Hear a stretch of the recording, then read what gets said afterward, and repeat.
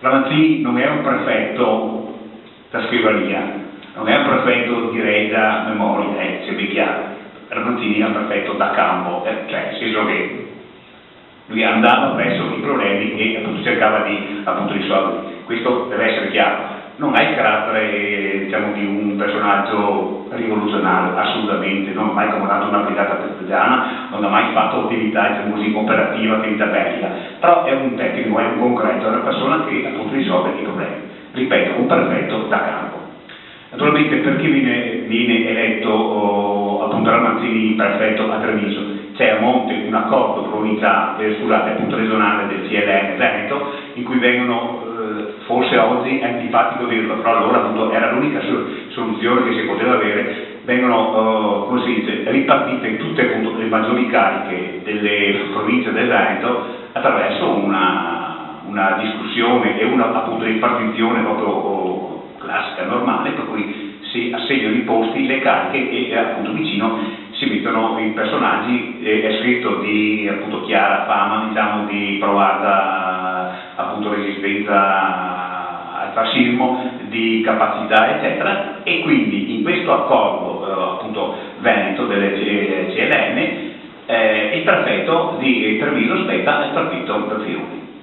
Sulla base di questo accordo il CLN provinciale stabilisce appunto i vari compiti, e tutti avete visto il famoso manifesto dove c'è il CLN con tutti i nomi che lo compone, che praticamente nominano il prefetto, l'avvocato Ramazzini, poi giù i due viceprefetti, il sindaco, la deputazione provinciale, il capo della polizia e poi via via da altre appunto disposizioni in merito.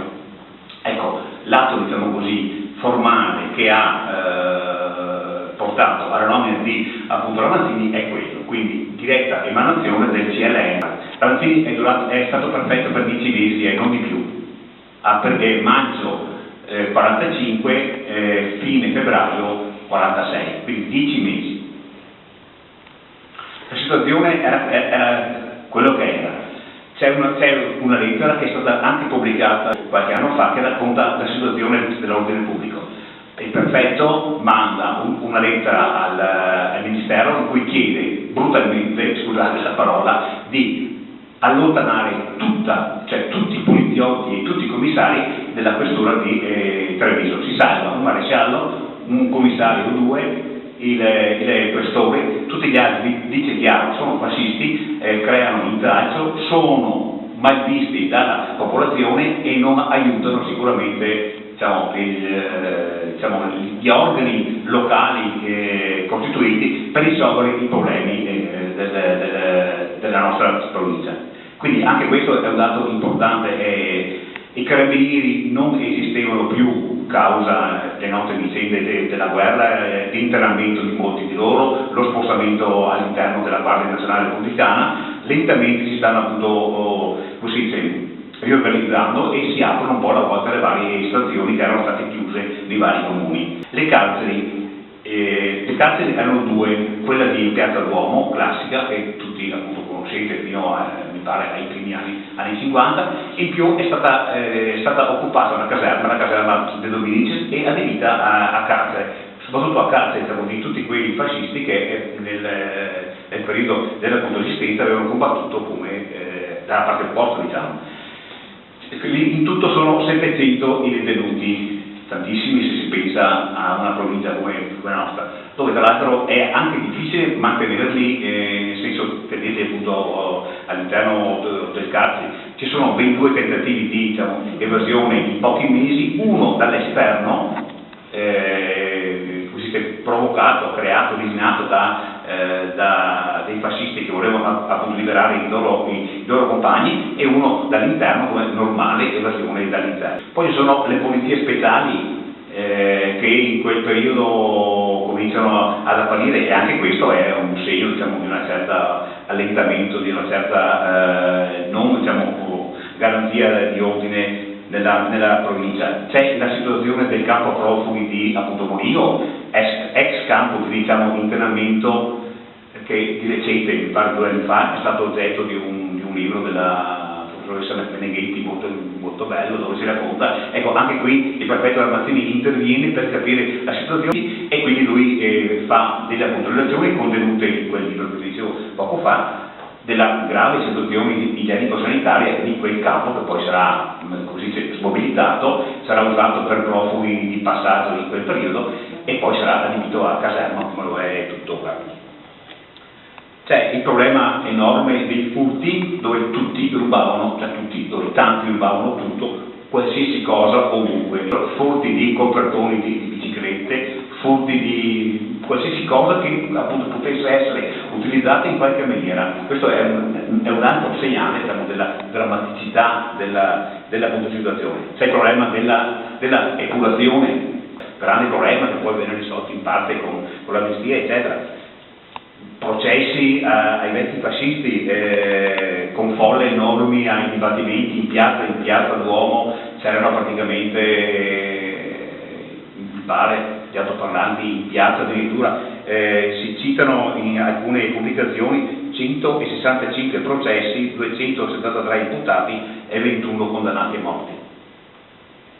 Quindi anche questo è un problema che attraversa il periodo. Poi c'è il problema della consegna delle armi, delle smobilizzazione, c'è il problema del ritorno dei appunto prigionieri che cominciano a ritornare a casa, non trovano appunto lavoro, non hanno diciamo così, possibilità di vivere, quindi con tensioni, tutta una serie di manifestazioni eccetera. I prigionieri appunto venivano appunto ricevuti al Brennero, trasportati con mezzi di appunto fortuna, qualcuno finiva a Pescantina, altri venivano portati a casa, poi dovevano essere appunto ricoverati, curati e poi reinseriti appunto lentamente nell'attività normale della provincia. Anche questo è un problema. Poi di passaggio citiamo anche il problema dei profughi e degli sfollati, profughi dall'Istria e dal Nazia, profughi d'Africa e poi gli spostamenti conseguenti alla abolizione del fronte che aveva tagliato in due appunto il nostro paese. C'è il problema gravissimo della ricostruzione materiale. Abbiamo trovato sui documenti delle interessanti relazioni sulla situazione edilizia, mancava per vedere anche il cemento, anche cioè tutte le cose più normali per poter procedere alla ricostruzione. L'industria era praticamente ferma, le opere pubbliche dovevano appunto ripartire e ricostruire tutto. Disoccupazione, il problema della disoccupazione è gravissimo perché in questo contesto di non ancora ripresa economica del paese, veramente la gente non aveva appunto lavoro. Addirittura si fanno manifestazioni, cose impensabili oggi per chiedere l'allontanamento delle donne dagli uffici pubblici. C'è un promemoria sempre conservato nelle carte del prefetto Armazzini dove si fa l'elenco di tutti gli uffici pubblici e di quante donne lavorano per vedere se si possono, cioè per allontanarle e dare i posti agli uomini. Sempre in quel periodo particolare. Poi c'è il problema alimentare che è appunto un altro problema gravissimo, c'è la carenza di appunto produzione, c'era ancora il tesseramento che era un retaggio della guerra ma che è continuato per qualche anno ancora anche dopo. C'è il problema degli ammassi dove non tutti, cioè l'ammasso sapete cos'è? È la consegna da parte dei produttori dei propri prodotti che vengono, come si dice, riequilibrati, ridistribuiti a prezzi di solito calmierati. Questo per evitare veramente borsa nera, vendite inopportune e guadagni illeciti, eccetera. C'è il divieto, e il prefetto affronta anche questo problema, della esportazione dei prodotti alimentari fuori provincia. Cioè la provincia non poteva esportare ma doveva soddisfare essenzialmente il fabbisogno interno. Cose anche queste assurde, impensabili. C'era il problema della legna, una volta non c'era il gas metano come oggi e quindi c'era il problema di provvedere, mancavano dei tot quintali di legna. Il commissario è simpatica la cosa, ve la dico perché bisogna anche un po' capire la situazione. Il governatore appunto americano dice ragazzi io vi posso far portare il frumento, il grano, questo e quell'altro, il gas eccetera, però la legna dovete portare, dovete trovarla voi, noi non possiamo con le navi portare la legna. Poi c'è il problema della produzione agricola che non era più adatta ai tempi, che era carente. Un altro problema, vado un po' così a spizzichi diciamo, dell'ospedale di Treviso, drammatico anche quello. Voi sapete che l'ospedale di Treviso era stato sfollato a Casier, in più sedi a Casier, perché diciamo, non è stato bombardato l'ospedale, solamente una piccola parte, però per chiaramente evitare appunto disastri e danni successivi fu sfollato in varie sedi. Naturalmente doveva appunto situazione di guerra veramente difficile, che andava gestita in altra maniera, quindi riportare tutto appunto all'ospedale nella vecchia sede, però la vecchia sede questa in città era piccola, era ormai sufficiente, e quindi c'è il problema di appunto portarlo nella sede di appunto Cafoncello, dove l'ospedale aveva costruito diciamo, un primo nucleo di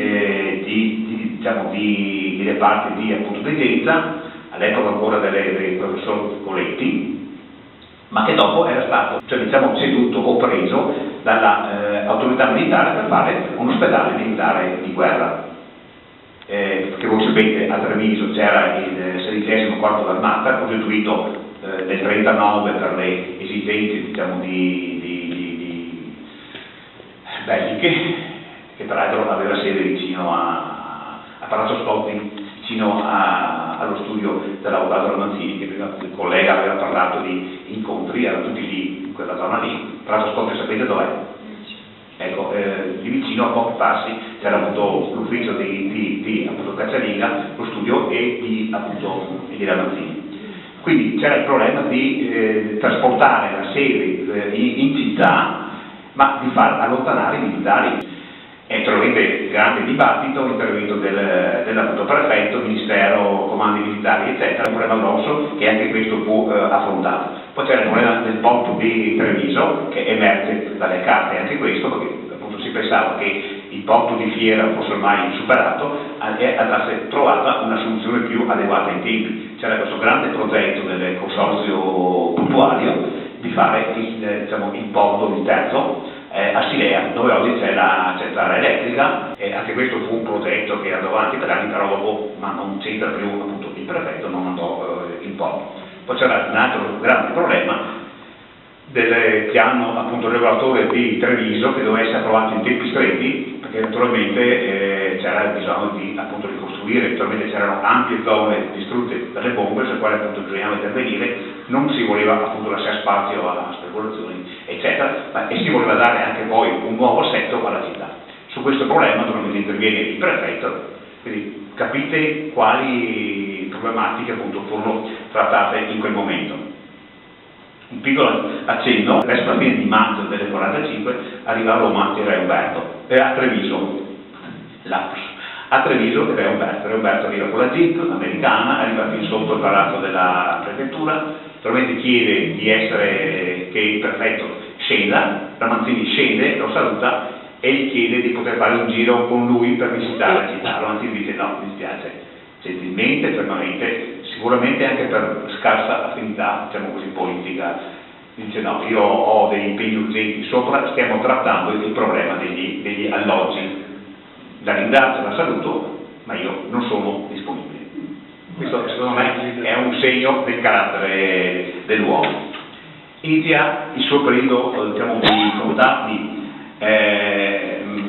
a Roma, ha un incontro con Parri, Luini, Cevolotto era un deputato trevigiano, ministro, già subito per predisporre piani, finanziamenti, eccetera, per ricostruire il Treviso. Il 17 agosto incontra a Treviso i ministri Romita e Cevolotto, sempre Romita e lavori pubblici, Cevolotto aeronautica. Ha incontri vari con i sindaci, ripeto, è un prefetto da campo, cioè lui va sul posto, non convoca i sindaci in prefettura a Palazzo Sivoli, va sul posto, quindi fa dei giri, Pesego Asolo, Maser, Caerano, eccetera. Il 6 ottobre del 1945 partecipa a un convegno organizzato dal sindaco di Treviso, Chinetti, con tutti i sindaci della provincia per trattare i temi dei comuni dopo la guerra.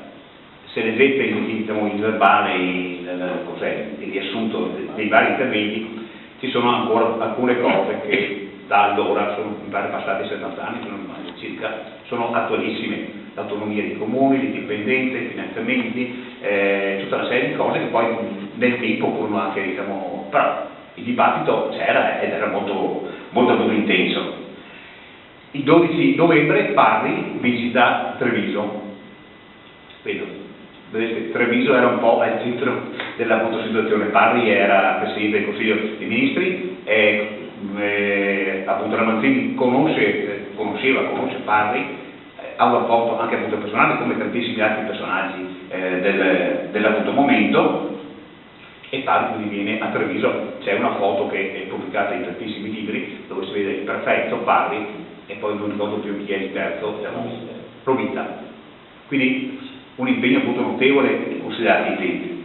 Mantiene rapporti costanti con tutte le varie autorità americane e inglesi, perché ritiene importante e fondamentale il rapporto con loro, naturalmente perché attraverso il loro supporto si possono fare alcune cose che altrimenti non sarebbero appunto possibili fare. Ricordiamoci che fino al 46-47 siamo ancora in parte, più o meno in parte, occupati dalle truppe inglesi e americane. La cosa che appunto lentamente andrà a scemare, però eravamo sotto la tutela del governo alleato militare con un colonnello Price, dico bene Price, ecco, e col maggiore Shaw.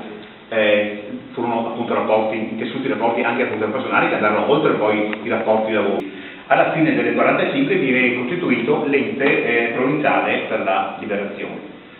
Questa è l'idea di appunto Ramazzini, e dice: ma come? Abbiamo un sacco di mezzi militari guai tedeschi abbandonati, abbiamo un sacco di materiali eccetera, perché non li vendiamo e passate a un ente tutte queste cifre che noi abbiamo, che appunto recuperiamo, e cominciamo a costruire alloggi popolari per le persone. Quindi la cosa, diciamo così, ha molto favorevole, e viene creato l'ente provinciale per la liberazione, che costruisce case e alloggi per i lavoratori. Inizia nel 46-47, non è appunto un ente pubblico, è un ente privato, è un ente, diciamo così, morale, esistenziale, quindi anche procedure abbastanza veloci, e si comincia a costruire appunto case. È una novità questa, tutto sommato.